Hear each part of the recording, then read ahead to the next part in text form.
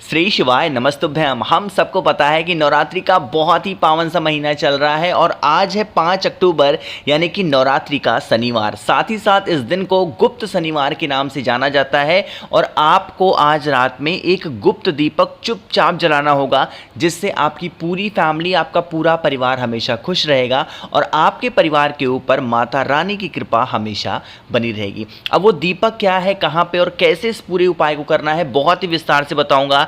ये जो उपाय मैं आपको बताने जा रहा हूं, ये पूज्य गुरु जी की कथा के नहीं बल्कि उनकी किताब पंचतत्व में नवरात्रि के उपाय में ये चीजें लिखी गई हैं। ठीक है ना, वही आपको समझा रहा हूं, बहुत ध्यान से सुनिएगा।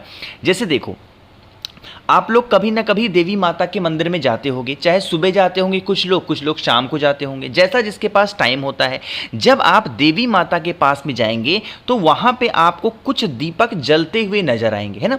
कोई लोग पंचमुखी दीपक लगाते हैं, कोई चौमुखी लगाता है, कोई लंबी बत्ती का दिया, कोई कैसा दीपक, जैसा भी दीपक जो भी दीपक माता रानी के पास में जल रहा होगा, आपके घर का जो व्यक्ति बहुत ज़्यादा चिंतित रहता है, बहुत ज़्यादा परेशान रहता है ना, उसके हाथों से एक बार, चाहे तो तिल का तेल या फिर घी, दोनों में से कोई भी एक हो सकता है, चाहे वो तिल का तेल हो चाहे वो घी हो, जो दीपक देवी माता के सामने, देखो इस बात को बहुत जोर दे के बोल रहा हूं, मेरी बात बहुत ध्यान से सुनिएगा।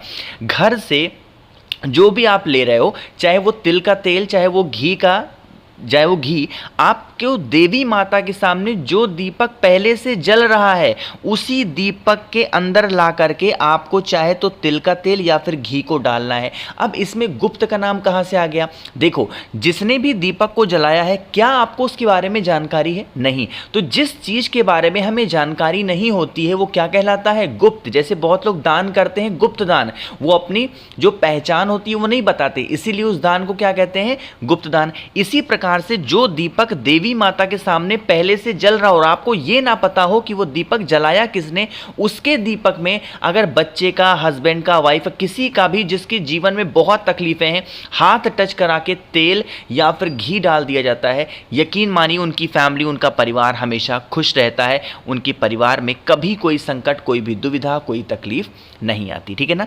चलो, तो पहला उपाय आपको समझ में आ गया। आगे बढ़ते हैं बस वीडियो के हम लोग अपने दूसरे उपाय की तरफ, जो कि आपको करना है इस तरीके से मूंग के दाने के साथ में ना। जब भी हम मूंग के दाने की बात करते हैं, ये उपाय आपकी इच्छा को पूरी करने के लिए होगा। आपके घर से जो निगेटिव एनर्जी घुस गई है, उस नकारात्मक ऊर्जाओं को आपके घर से बाहर भगाने के लिए इस काम को करना है। तो यहाँ पे आपको मूंग के दाने दिख रहे हैं, आपको 31 मूंग के दाने लेने हैं, बहुत ज़्यादा मत लेना। कितने? 31 मूंग के दाने के साथ में आपको एक पुष्प लेना है। यहां पे भले मैंने सफेद फूल दिखा दिया गुलाब का, अब जरूरी नहीं है कि यही आपको लेना है।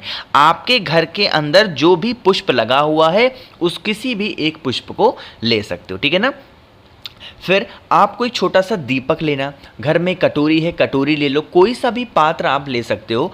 उस पात्र के अंदर सबसे पहले जो 31 मूंग के दाने होंगे, सबसे पहले उसको रखेंगे। मूंग के दाने को रखने के साथ ही साथ आपको जो मैंने सफ़ेद फूल या फिर जो फूल आपने लिया है, उस फूल को मूंग के दाने के ऊपर रखना। ठीक है ना। फिर इस कटोरी को उठाना, आपको कुछ भी नहीं करना, देवी माता के सामने ला करके रखना है। अब यहाँ पे मेरी बात बहुत ध्यान से सुनिएगा। जब आप उस कटोरी को या फिर उस दीपक को रख रहे हो, तो रखने से पहले देवी माता के सामने दीपक जरूर जलाएंगे। और दीपक कौन सी बत्ती का होगा? हमेशा लंबी बत्ती का दिया देवी माता के सामने लगाया जाता है। इस बात को मैंने आपको बहुत बार समझा रखा है ना। लगा देना, देवी माता से विनती करना, प्रार्थना करना, हे माँ, हमारी ये मनोकामना है, हमारी ये इच्छा है, हम लोग बहुत दिनों से परेशान हैं, हमारी ये विशेज़, हमारी ये इच्छा पूरी नहीं हो पा रही है, आप हमारी इच्छाओं को पूर्ण करें।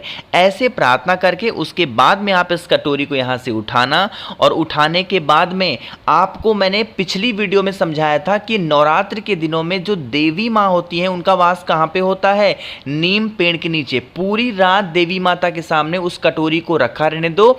अगले दिन जब आप सुबह सो करके उठना तो आपको नीम पेड़ के नीचे उस मूंग के दाने को फूल के साथ अगर आप समर्पित करके चले आते हैं नीम वृक्ष के नीचे, तो आपके घर में कभी संकट नहीं आता। और जिस संकट की वजह से आपकी मनोकामना अधूरी रह जा रही है, आपकी विशेष पूरी नहीं हो पा रही है, वो इच्छा आपकी बहुत जल्दी पूरी होगी। ठीक है ना, मेरी बात समझ में आई क्या? तो आप सभी को इस काम को जरूर करना होगा। तो 2 उपाय की बात आपको समझ में आ गई है। आगे बढ़ते हैं बस वीडियो के हम लोग अपने तीसरे उपाय की तरफ। लेकिन ये तीसरा उपाय मैं आपको तभी बताऊंगा जब आप सब लोग कर देंगे वीडियो को लाइक। जिसने अभी तक चैनल को सब्सक्राइब नहीं किया तो करिएगा चैनल को सब्सक्राइब। ठीक है ना, समझने की कोशिश करते हैं इस उपाय की। जहाँ पे लौंग आपको दिख जाए, आपके माइंड में एक ही चीज़ होनी चाहिए कि उपाय किसके लिए होगा? रोग मुक्ति के लिए। घर में बीमारियाँ बहुत ज़्यादा हैं, मतलब सारे पैसे डॉक्टर के पास हैं, सब कुछ मतलब हर चीज़ घर से बहुत ज़्यादा बेकार चल रही है, सिर्फ बीमारी की वजह से इस उपाय को करना। ठीक है ना, क्या करिएगा, आपको लेना है इस तरीके से लौंग। कितने लोगे? मात्र 7 लौंग लेना है, इससे ज़्यादा नहीं लेना। कितने? 7 लौंग ले लेना। लौंग लेने के साथ में आपको फिर इस तरीके से लेनी है क्या? आपको पीला चंदन लेना है। ध्यान रखिएगा, अगर आप लोग में से किसी भी मेरे भाई बहन को पीला चंदन नहीं मिलता, लाल चंदन नहीं मिलता, आपको रुद्राक्ष असली नहीं मिलता, कमलगट्टे की माला नहीं मिल रही है, इस टाइम पे एक ऑफर मैं आप सबको देता हूं कि 5 मुखी रुद्राक्ष इस टाइम पे मैं फ्री में दे रहा हूं। बिल्कुल, उसके लिए एक भी पैसे नहीं लग रहे हैं। 5 मुखी रुद्राक्ष फ्री दे रहा हूं, प्लस कमलगट्टे की माला मैं आपको फ्री दे रहा हूं। अगर आप मुझसे 7 मुखी रुद्राक्ष या 9 मुखी रुद्राक्ष लेते हैं, उसके साथ में 5 मुखी रुद्राक्ष तो फ्री दूंगा, साथ ही साथ माला भी आपको फ्री दे रहा हूं कमलगट्टे की। उसके लिए आपको मुझे मैसेज करना पड़ेगा 9005643345। ये ऑफर सिर्फ और सिर्फ आज के लिए। अगर आज आपने ऑर्डर कर दिया मुझे मैसेज करके तब तो ठीक है, वरना फिर ये ऑफर खत्म होगा। ठीक, तो क्या करना है? पीला चंदन लीजिएगा।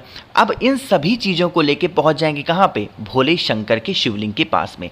आपको यह उपाय अपने घर पे करना। जैसे मैंने क्या कहा, रोग मुक्ति के लिए, तो आपको क्या करना है, आपके पास में जो पीला चंदन है ना, उसका लेपन बहुत अच्छे तरीके से महादेव के शिवलिंग के ऊपर कर देना है, जितना अच्छा आप कर सकते हो। कैसे मैं कर रहा हूँ, आपको भी ऐसे करना है।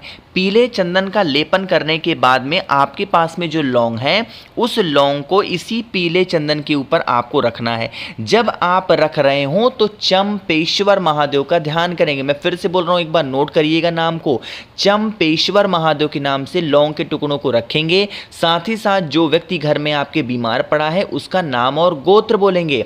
और फिर लास्ट में वही काम करना है, एक तांबे के लोटे से जल महादेव की शिवलिंग के ऊपर श्री शिवाय नमस्तुभ्यम का जप करके अगर आप समर्पित कर देते हैं तो यकीन मान लीजिए आपके घर का जो व्यक्ति बीमार पड़ा है बहुत दिनों से, उसकी बीमारियां धीरे धीरे करके खत्म जरूर हो जाएंगी। ठीक है ना, तो भूलना नहीं है, हर इंसान को, हर व्यक्ति को उपाय करना होगा।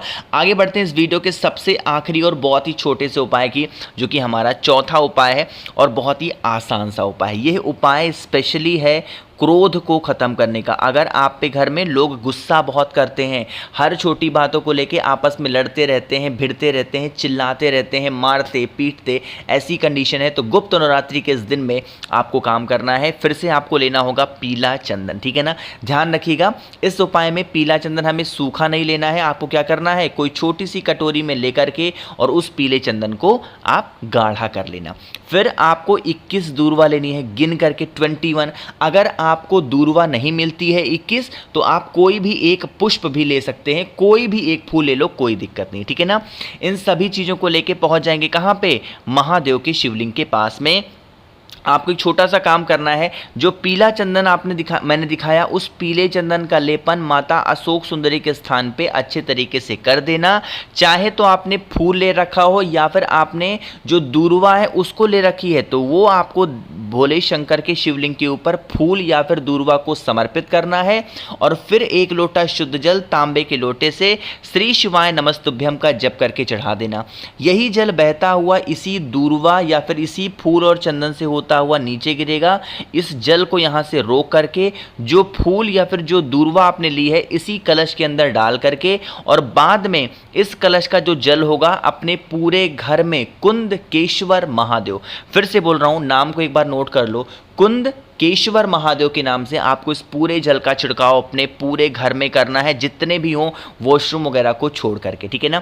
तो मैंने कोशिश की आप सभी को बहुत अच्छे से समझाने की। तो अगर आपको कुछ मंगाना हो, मैं बार बार कह रहा हूँ, नंबर मैंने दे दिया है, मैसेज करिएगा। यह ऑफर सिर्फ आज के लिए है। 5 मुखी रुद्राक्ष आपको मैं फ्री में दूंगा और प्लस कमल गट्टे की एक माला जो कि मार्केट में 200 से 250 रुपए की मिलती है, वो मैं फ्री में दे रहा हूं। उसके लिए आपको 7 मुखी रुद्राक्ष या फिर 9 मुखी रुद्राक्ष लेना पड़ेगा, ठीक है ना। तो वीडियो पसंद आई हो तो लाइक करिएगा। कुछ पूछना है, नहीं समझ में आया, नीचे कमेंट सेक्शन में पूछ सकते हैं। और मेरे जितने भी भाई बहन आवाज़ मेरी पहली बार सुन रहे हैं, चैनल को ज़रूर सब्सक्राइब करेंगे। श्री शिवाय नमस्तुभ्यम।